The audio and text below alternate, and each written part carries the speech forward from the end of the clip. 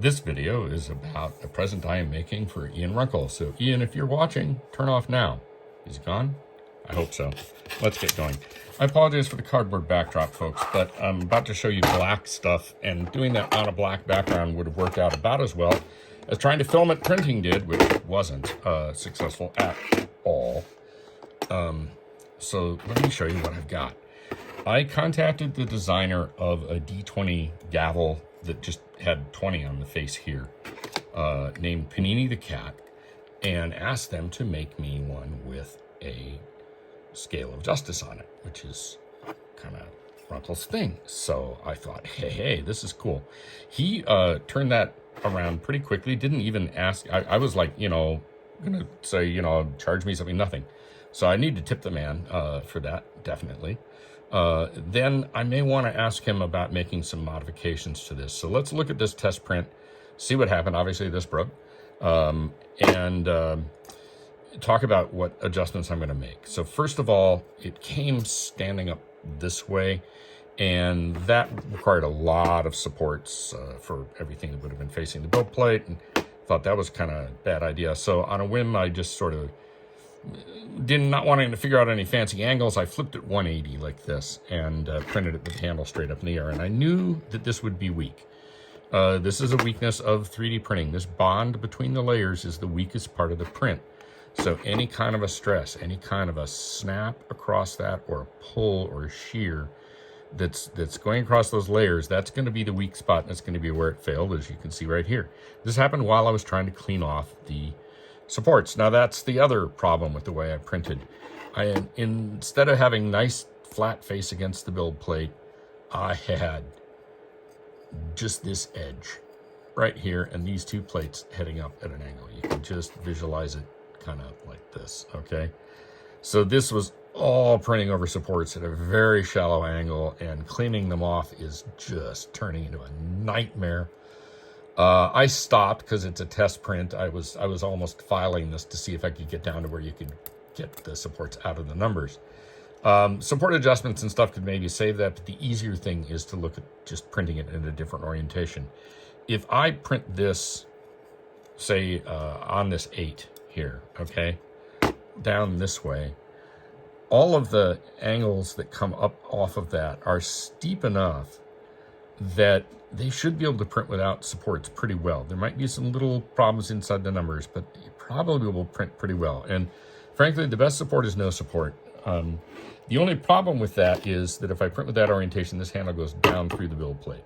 So that doesn't work terribly well unless this is in 2 pieces. So let's talk about that in a minute. The other option is I could print right on this. I get reasonably good results with stuff like that, like in the bottom of this benchy. So that could also turn out really well, and has this coming out here in the air this way. It's not exactly horizontal, but it's not far off of it. So the layer lines won't be, exactly against this bad, this was the worst orientation I could have printed for strength. This would be the best here, sort of second best and worst. So this isn't bad. This is close to kind of my second best orientation. There'll have to be some supports along the bottom of this item, but that won't be too bad. So my plan is, while I'm waiting to hear from PaniniTheCat on what I'm about to propose next, I'm going to print this up in some Wood PLA that's arrived. We'll get to that in a second. Now let's talk about what we might be able to do to make this an easier print for people to print. The first thing would be to make it 2 parts. That way you could print this head independent of the shaft. Each one could be printed in a direction that allows for high quality and high strength. And you could socket this right in here.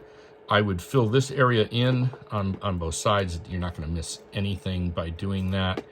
You could then create a nice large socket that a protuberance here on the other side of this flange. Okay. So if this is kind of like a little flange in the middle, and then there's a part sticking out here that sockets in, that would allow you to put things together and be pretty strong. Furthermore, I think you could actually take and embed like an M5 bolt up in there so that it would be inside, down the core of this, inside this piece here, and extend up about maybe say this far. That would give you a lot of extra strength across there.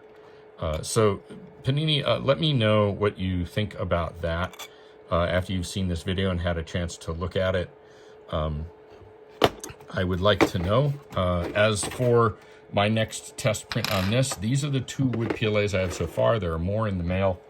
I'm really impressed with how they turned out. Look how smooth these bows on the benchies are. That's that ascending thing, this hard thing to print without supports. There's usually a lot of roughness here on this, and you just don't see any of it. It's terribly clean, really sharp.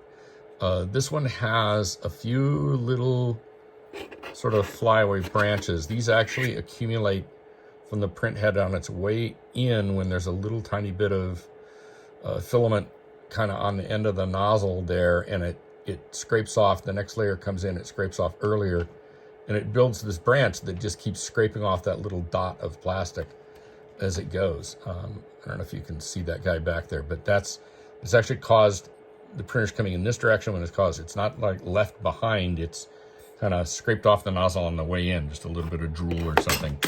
And my cat is next to me knocking everything over because he wants to be in the video, I think. So let me know which of these 2 you think. I like this one. I think it looks like leather. The Amlin people called it redwood. These were both printed with a 0.12 layer height, 210 degrees, 0.4 nozzle. Some really nice, clean benchies. I'm very impressed with this wood PLA from both Hatchbox and Amlin. I'm looking forward to the other ones that I've ordered and for when those arrive. In the meantime, we're going to print this guy up, standing up like this, and let it do supports out here. See what we get. We'll use this. I think we'll use this one unless you guys really tell me you think you like the look of this. Medium is what Hatchbox calls it. If you like that better. Thank you for your time today. I hope you enjoyed this. If you find this content useful, please like and subscribe. You know, the normal YouTube-y kind of things. It helps grow the channel. I definitely appreciate all of you and all your time, and hopefully you learned a little bit about some nuances of 3D printing today.